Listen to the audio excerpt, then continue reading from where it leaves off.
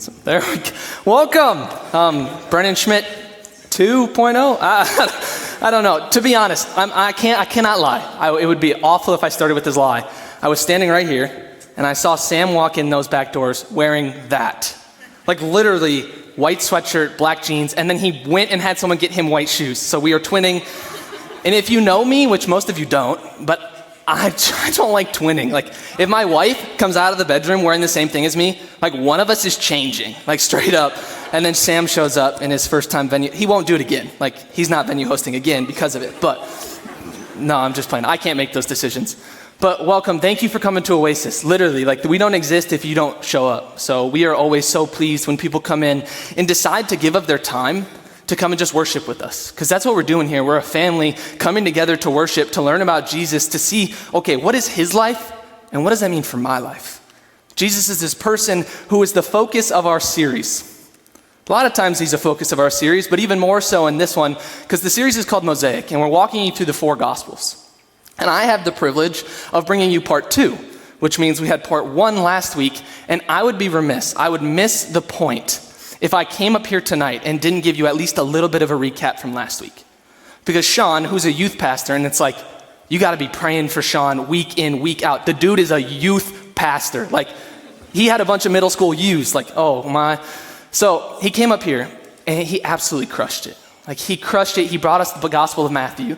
And as he walked us through that, he showed us that Matthew is showing us that Jesus is the fulfillment. He's what was promised, he's what was predicted, and he's what was desired. And through that, he asked this question at the end that I need you to continue to wrestle with.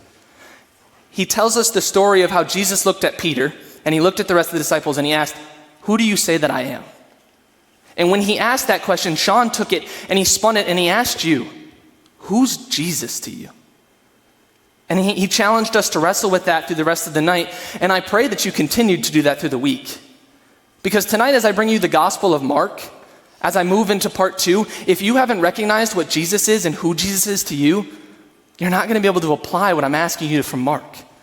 We need to recognize, who is Jesus? What does he mean? Why is this an aspect of Christianity? Why does 2 billion people call upon his name, follow him, call him Savior and Lord? All right, now part 2. We're there, Gospel of Mark. And I'll go do the thing later if you're in high anticipation. But I do know that there's a giant ladder on the stage. This is an 8-foot ladder. There was a 10-foot ladder suggestion, like there's an option, but I'm not scared of heights. I don't want to climb up 10 feet. I didn't want to climb up 8 feet, but I do need to tell you what it's for. Because this is how I work. If I was sitting in your seat, and a pastor put his giant ladder up here, and then what I wanted to do was leave it all the way to the end, but if that was me sitting there, I would sit here and for the next 26 minutes, look at this ladder and just wait for him to get to the point about the ladder. Why does he have a ladder on the stage? I would be completely distracted. I would probably learn nothing because there's a ladder on the stage. Like, focus, Brent, focus. It's just a ladder. But I know you're out there and I know some of you are focused on the ladder. So here it is. This right here. This is our beautiful ladder of success. That's what we're calling it. That's what it is. Maybe you have heard the analogy used before, that there is a ladder that leads to success and it has steps and it has things that you're going to move up through in order to reach the pinnacle, which is success. And to do this and to use the ladder and to talk about Mark, I have to first tell you a story. And we're in church, so you must be honest. Who here has seen the movie, The Wolf of Wall Street? I said honest. Raise your hands. Okay, we're going to pray for these people right now. It's a rated R movie. No, I'm just playing. I have seen The Wolf of Wall Street. I admit it. It was funny. Like, the plot line and like what happens to this guy is crazy, but don't recommend it to people. We are Jesus followers. We're not allowed to watch R-rated movies. No, I'm just kidding. You can make that decision yourself. But you watched it. I watched it. And there's this character. He's the main character. His name's Jordan Belfort. Maybe you've heard of him from something else because there's a song. And when I begged Jaina. I said, Jaina, come on. Like, it is part of the message. We have to do the song. And she wasn't going for it. So therefore, I'm going to play you this clip from Wolf of Wall Street. No, I'm just playing. I'm not doing that either. It's an R-rated movie. We're not watching Wolf of Wall Street on the mega screen in the church. I would much rather get up here and give you my political opinions over the last week than play you the Wolf of Wall Street. Like, it just ain't, both of those, not happening. What is going to happen, though, is I'm going to tell you a little bit of Jordan Belfort's story. And if you've watched the movie, if you've read some of the books, if you've read the articles, maybe you'll catch some of this. But really, he's the perfect example of how to climb the ladder of success. And there's 3 stages in his life and 3 stages in Mark that as he climbs this ladder, you see how he gets to the very top. The first one is this, it's action. I gotta find my wife wrote these, come on now. My handwriting is not that good. Action. In the early 80s, Jordan Belfort had actions that led him up this ladder of success. He was a salesman, and what he would do is he was like an old-fashioned Schwann's man. He drove a truck that had seafood and meat in the back. It's like, that's disgusting. Who buys meat from maybe someone out there, I'm sorry if I offended you, but that is gross to me. I'm not buying meat out of a traveling truck from Jordan Belfort. But he would drive around and he had this uncanny, natural ability to sell things. He was just the best salesman ever, so he ran with this seafood meat truck company, and he did incredible. And when he was sick and tired of that, he moved into selling stocks. Not socks, he could probably sell those too, but stocks. The things that work with the businesses and you trade them and whatever. I'm an econ major, but that's what I'm gonna explain. So he was selling stocks, and he had this ability. No matter who it was he was working with or working against, competition or coworkers, he was always better than everyone. And the actions of Jordan Belfort in the early 80s led to his second piece, which is the authority that he was given. It's pretty simple. I shouldn't have to explain it to you that much. If you've ever had an internship or an entry-level job, if you're half decent, I'm talking half decent, you can do your job, not even great, but half decent, you start to climb up the ladder pretty quick. There are tons of terrible employees out there. Like I was working at Dairy Queen one time, and I work now at the Pancake House in Sioux Falls, and like, to get to here, you pretty much gotta hit the base level. But you have to start working these actions, and eventually you get to the place of authority. And in '89, Jordan Belfort opened up his own investment firm. It was called Stratton Oakmont. That's, again, from the movie. You can see what happens to Stratton Oakmont. But he opens up this business firm, this investing firm, and he starts to grow it. And he becomes he's the CEO, he's the leader, he's running the whole thing. Everybody's looking to him. He has incredible authority. And after that, he finally reaches what is the top, and I know the camera people are gonna hate me, but success. He finally gets to the top. They call him the Wolf of Wall Street. He ate up all the competition. He was the best at what he does. For 10 years, he was on top. His net worth eventually reached somewhere around $200 million. It's a couple million more than me, but for comparison, if you're a sports fan, Tom Brady, his net worth is about $200 million. All the contracts he's gotten paid, all the assets he has, all the endorsements he has, he's about the same as Jordan Belfort at his peak. And he does this, and he begins to rise, and he finally reaches the pinnacle of his success. And you see, he be getting dirty money, Jordan Belfort. Ben didn't know the song, but if you listen to it, you'll get it. And he gets to the top, and it was all sleazy, completely immoral, totally wrong, but he made it. He got there. $200 million net worth. Incredible. In the same way I sit here and I tell you this story, I wasn't there. I didn't live side by side with him. I didn't even get a firsthand account from him, but rather I read about it, I learned about it, and I gave it to you. Well, guess what? Mark is doing the same thing for us tonight. Mark did not walk with Jesus. He shows up somewhere around between the Gospels and the book of Acts, and he's now traveling and he's a part of the early church, but he was not one of the 12 apostles who walked with Jesus. But rather, he tells you Peter's story. So as I read tonight, everything I read is Peter's story through the words of Mark. It's confusing, but it's absolutely vital that we understand some of this background because it helps us understand what Mark's writing and why he's writing it. So we're diving in, Mark's story, Peter's story, Jesus' story. And really when he's telling all of this story, it's kind of like Jesus' walk up the ladder of success. He starts down here, nobody knows him, he's just kind of cultivating action, and he begins to climb. So let's go there. The Gospel of Mark is about action. There's 20 miracles in the Gospel of Mark. That's more than any of the other Gospels. It's completely way over the top of Mark's Gospel over and over again. His favorite word to use is immediately. Immediately, Jesus was here doing this, and then immediately, Jesus was here doing this thing, and immediately, and he's all over. It's like if you played an Avengers movie and hit fast forward, or the last Star Wars movie with 1,000 cutscenes. It's crazy, it's too much. It's all about action. And these actions, pretty much the best way I can describe it is it's like, who's seen Oprah's 12 Days of Christmas? And it's like, you get a car, it's Jesus like, you get a miracle, you get a miracle. And it's just like all over the place, everywhere he goes, he's healing, he's teaching, he's doing these things. But if I'm Jesus, I do it different. There's 20 here, 20 in the Gospel of Mark, but only a couple of them on a really grand scale. Tonight I sit here and I talk to 300 of you, another 100 or so online. Jesus, when he was teaching, when he was healing, he almost always did it on a very personal level. Yeah, he fed the 5,000, which was really like 15,000. Yeah, he fed the 4,000. Yeah, he did give some teachings in front of large groups of people. But consistently, our Jesus showed up on a personal level and met people one-on-one or in small groups and listened to them. He loved them. And I don't want to start preaching too early, but that should hit a bell with you, because that same Jesus wants to be personal in your life. He wants to walk with you. He wants to listen to you. He wants to heal you. He wants to be a part of your life in a personal way. That's Jesus' promise, and it's all over the Gospel of Mark. But I want to give you just one story. So Mark 1, starting at verse 40, they'll put it up on the screens. It's 5 verses. And I'll just read it to you. A man with leprosy came, and he begged him on his knees, "If you are willing, you can make me clean." Jesus was indignant, which some other translations will say Jesus was compassionate. Really what I want you to see here is Jesus showed emotion. And anytime I've ever gotten to speak when Ben's been the pastor, I have taken the opportunity to throw a jab. Like I can't help myself. I have the mic, he's sitting right here, I have to poke fun. If Ben was to write a gospel, it would be like Mark's. All action, way too much emotion. Like, the Gospel of Mark is full of emotion, more than any of the other Gospels. So what I want you to see here is Jesus was indignant, he was compassionate, he showed emotion. And he reached out with his hand and he touched the man.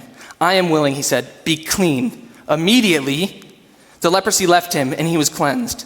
"See that you don't tell this to anyone, but go, show yourself to the priests and offer the sacrifices that Moses commanded for your cleansing as a testimony to them." Instead, he went out and began to talk freely, spreading the news. As a result, Jesus could no longer enter a town openly, but stayed outside in lonely places. Yet the people still came from him from everywhere. I was telling you, Jesus works on a personal level. This is a story of pretty much 2 characters. You have one character, the leper, then one character, the Son of Man. And on the leper side, I just need us to break down this idea of who he was, because we pretty much have 2 details. He was a male, and he had leprosy. And in these 2 details, we learn so much about his story, because of this time, leprosy was not just some kind of disease you had. It didn't just change your physical appearance or the way you constantly lived your life. It absolutely radically changed from the ground up everything that happened in your life. Everything. Leprosy at this time wasn't diagnosed as one specific skin disease.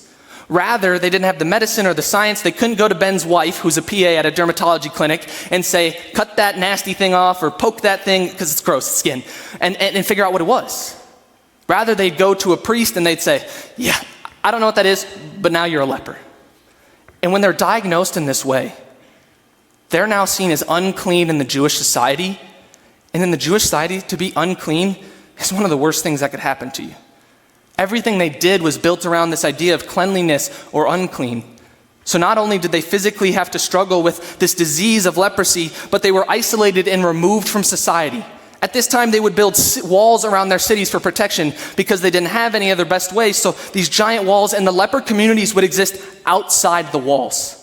Not for the safety of the lepers, but for the other people. They didn't want anybody else to be unclean. So the lepers would live completely outside, isolated, outcast, quarantined. We feel that. They lived all alone, completely removed from society. And think about that for a sec. Like, it's one thing if you just have to go home and sleep away from everyone else. They lived there. They never left there. They wanted to go to synagogue to worship or to the temple to worship. You couldn't. You were unclean. You wanted to go have a meal with your family or your friends? No. Stay in your community. You wanted to go and get a job and work like a normal person? Sorry, you're a leper. And they even take it a step farther. To be a leper in this time, it wasn't just something you usually contracted, but rather they believed it was a punishment from God directly for sin in someone's life, usually the sin of slander. So not only do people see them as an outcast, as someone diseased and sick, they see him as a sinner. Not willing to be a part of their community, not at all let them be a part of the community. And that's who you have on one side, is the leper. And on the other side, you have the Son of Man. And I know this title is confusing, but to be honest, it's what Jesus calls himself.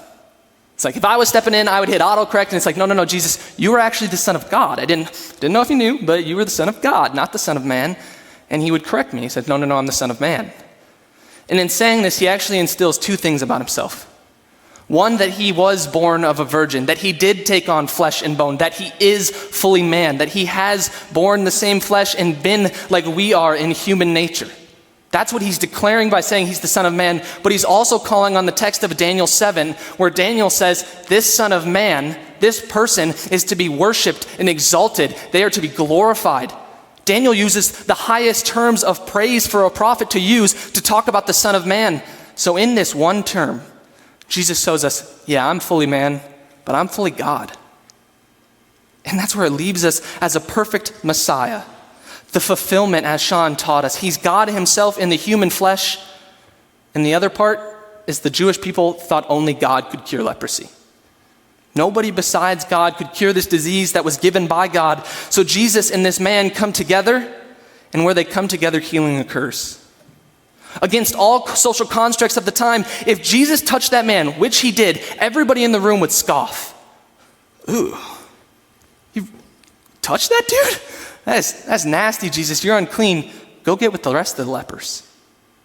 Go get with everybody else that's unclean. You're a rabbi. You're a teacher. You're a man of the faith. And you touched that disgusting man? Jesus reached out. He touched him. And in exchange, he gave him the healing that Jesus had. And what did the man give back to him? It's in the text. They switched spots.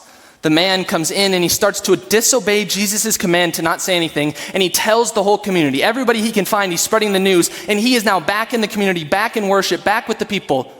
And Jesus is where? Outside the city walls, in isolation, completely kicked out, ostracized, switched places with the man. That's the Jesus you worship.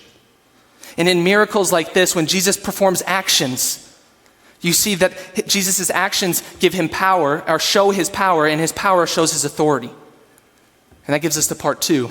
The Gospel of Mark is about authority. The Gospel of Mark essentially works like this ladder, but imagine it kind of as a pyramid as well. There's 2 halves to the Gospel. It builds up to this accumulation point, and then it kind of builds down.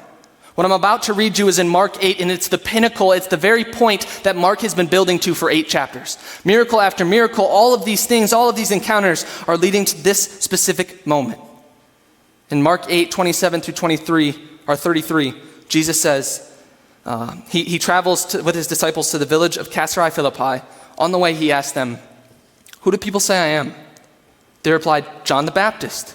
Others say Elijah, and still others, one of the prophets." "But what about you?" he asked. "Who do you say that I am?" And Jesus answered, "You are the Messiah." And Jesus warned them not to tell anyone about him. Sean did this last week, and he unpacked it, and he did an awesome job. And I just have something to add here, because when we read that, we're like, oh, dude, they're missing the mark. They've got it completely wrong. Jesus isn't John the Baptist. He's not Elijah. That's dumb of them to think that. But for the Israelite culture, for the people of the Jewish faith to be ascribing these titles to Jesus, this is no slap in the face. John the Baptist is someone who came to prepare the way for Jesus. Elijah is one of the most well-regarded prophets in the Old Testament. People would know about Elijah. They'd want to model their life after Elijah. They consistently would teach about him and learn about him. So to say, Jesus, you're Elijah, they're not disregarding anything he's done. They've seen his action. They just missed one piece of his authority. And Peter steps in as the brave man, and he puts it through Mark's words right here. And he says, "You're the Messiah, Jesus." And Jesus does this thing where he shrugs him off in a kind of way. In the Gospel of Matthew, he tells it a little different. And when he does that, this title Peter's given Jesus, it's given him that authority that he already had, and then that authority leads to influence. Too many times when we think about these stories in the Old Testament or in the New Testament of Jesus traveling around, it is true that he did these personal interactions. But many times he also did have these large encounters, these people who were following him. And in our minds, we picture it's just Jesus and the bros. It's just Jesus and his boys chilling, and it's the 12, it's the 13 of them going around from town to town. A lot of times that wasn't how it was. Rather, he had a group of about 70, including a lot of women who would travel with him consistently and provide for his needs and sit and listen to his teaching. And then on the outside of that, he would have thousands upon thousands of people come to some of his teachings. Like the Sermon on the Mount, there's believed where he had thousands upon thousands of people. There's other teachings where he had to go out onto the water in a boat because the people were crowding so close to him on the boat. This is the influence Jesus wielded. This is what he held. This is the authority that was given to him, and it turns into influence. And he does something completely radical with it. Because when we look at what the people of influence and of authority, of title and power in Jesus' time would do with that authority, let's just read it. Mark 10:42, Jesus calls them all together and he said, "You know that those who are regarded as rulers over the Gentiles lord it over them, and their high officials exercise authority over them." And he's calling out the rulers of the time, saying, you abuse your people. You do not treat them the way they've been treated. You use them as a tool and a resource to further your own success. And I have a story to tell you, and it's this guy named Emperor Nero. And Emperor Nero was the emperor of Rome. And when he was the emperor of Rome, we have to understand that Rome was unlike anything we know today. It was the most powerful empire on the entire world. All the riches, all the status, all the power you could ever dream, the most powerful military. And this guy's calling all of the shots. And when he has all of this power, all of this authority, what does he do with it? Well, he does what everybody else in his time does with it. He abuses the people he's ruling over. It's actually said that Emperor Nero would go out for fun and would travel into the local cities. And what he would do for fun is he would mug random people. And then he'd mug them and he'd steal whatever coins they have, even though he's absolutely wealthy. And they'd recognize him as the emperor and they wouldn't be able to do anything.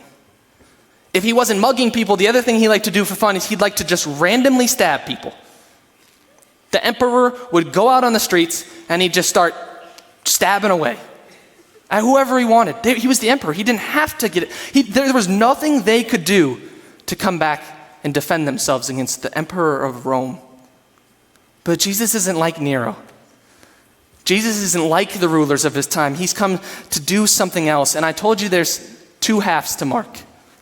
This moment where Peter has now described Jesus as the Messiah is the turning point in the Gospel of Mark. And we've stopped kind of looking at his action and his power, and we've turned to what does he do with it?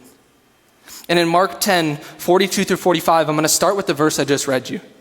And Jesus calls them all together and he says, "You know that those who are regarded as rulers over the Gentiles lord it over them, and their high officials exercise authority over them. Not so with you. Instead, whoever wants to become great among you must be a servant, and whoever wants to be first must be a slave to all. For even the Son of Man," that's Jesus talking about himself, "did not come to be served, but to serve, and to give his life as a ransom for many." Part 3. This whole idea of success, that doesn't work in Jesus' kingdom. What Jesus has come to do is he's come to demonstrate a sacrificing servant, and that's what he's defined success as. The Gospel of Mark has been climbing through actions and authority to lead you to that place where he is calling you and he's calling himself and he's calling all of his followers to become a sacrificing servant. It's no longer about success. Jesus doesn't care in some regards what career path you get to or how far you get along it. I think he wants to bless you. I think he wants to walk with you, but he wants you to do that a whole lot more. He wants you to become the sacrificing servant. And we read that and we understand that and we see, well, that's Jesus. That was his whole point. And that Jesus came to die, right? Duh. Like, this is the whole reason Jesus came as the Son of God, to be the Lamb of God, to be the sacrifice of God. So it's easy for him to do that. But I'm telling you, Jesus is the Son of Man. He's all man. He's completely flesh. He feels every temptation that we felt. The Bible will back me up on that. And when he feels all those temptations, guess what those thousands of people who were following him were consistently saying? Jesus, we want you as our king. We want you as our ruler. We want you to be a warrior. We will lead you. And scholars believe that actually there was this transition in Jesus' ministry where it doesn't even make sense to me for sure. But the reason Jesus consistently would tell people not to tell because I don't know if you noticed that, but twice now in two of the accounts I read, Jesus, the Son of God, who came to be known, tells the people he just healed, don't say anything. Don't say anything, just go. Just go and be healed. Go and be clean. Go and recognize that I'm the Messiah, but don't say anything. And scholars will come along and say, Jesus, one of the reasons he does this is because he was building up what it meant for him to reach a sacrificing servant, because so many people wanted him to strive for success. They wanted him to change what it looked like for the nation of Israel. They wanted him to be a king and a ruler, and people actually believed that they could have started revolts and riots in the streets and would have tried to physically put Jesus on the throne of Rome because they didn't understand. They didn't get that he was here for this purpose. They thought he was here to be successful, to be the ruler and the king. And you don't think that weighed on Jesus? You don't think he could have went away from the cross, walked away from the cross, and become the ruler, the king that they wanted and desired? You don't think he could have called in armies of angels to take over the empire of Rome? Absolutely he could have. But he chooses to be a sacrificing servant and to not do any of that. And now's where you come into the story, because I've been talking a lot about Mark, been talking a lot about Jesus, and now it's time to talk about you. Where are you on the ladder of success? If you were honest with yourself, where would you put yourself? Because I'm really clear on where anybody in this room as a Christian goes on the ladder. You're not here at action. You're not here at authority. You're right here as a sacrificing servant. Jesus has given you his actions. Jesus has given you his authority. He offers it to you, and you just have to accept it, and he's going to put you at the top of the ladder as a son and a daughter of him who will now just have to live into what he's called you to. Rather than working for it, rather than earning it, rather than having a title or success, you're a sacrificing servant. That's who you are. That's what Jesus calls you to. And he does it in a couple different verses here. Mark 8:34. Then he called the crowd to him, and along with his disciples he said, "Whoever wants to be my disciple must deny themselves, take up their cross, and follow me." Jesus is asking you, take up your cross. What's your sacrifice? What is it? Realistically, think about that. Answer that question for yourself. Is it you have to sacrifice your self-promotion? That you're no longer going to use your Instagram or your Facebook or your Visco or your classes or your friends or your family as resources to build your own platform in the kingdom of whatever your name is? Is that what you need to sacrifice? Do you need to sacrifice your weekly schedule? And the thing that Jesus is asking you to get involved in is small group or discipleship relationship, or just to read the Bible or pray with him more? But it's going to take some sacrifice to get rid of some of the whatever else you're doing in your week? Maybe he's calling, I don't even know if I want to push this button, but maybe he's calling you to give up your comfortable life. I know that's what he's calling me to. And I haven't always answered the way he wants.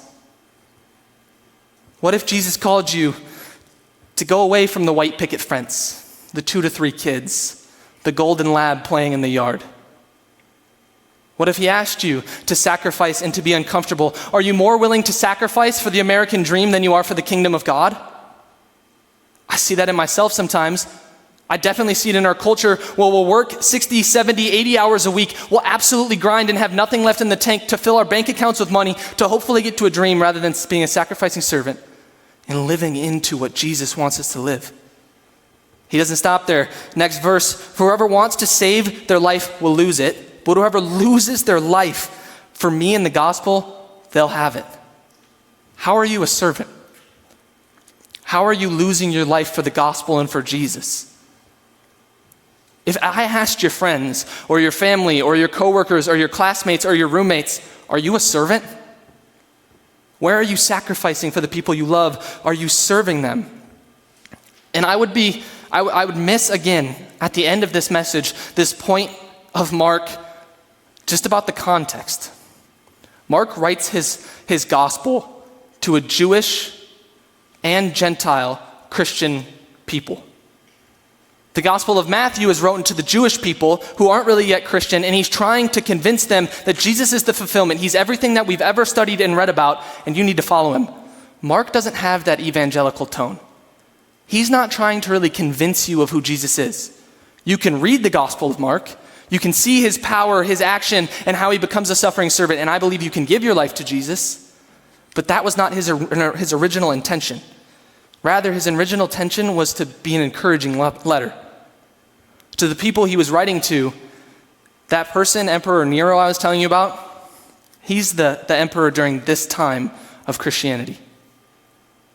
He's running around, killing Christians, destroying churches, doing everything in his power to make sure Christianity can't spread.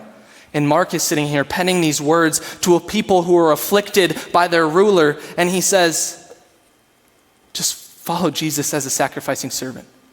Jesus did it for you. Can you do it for him?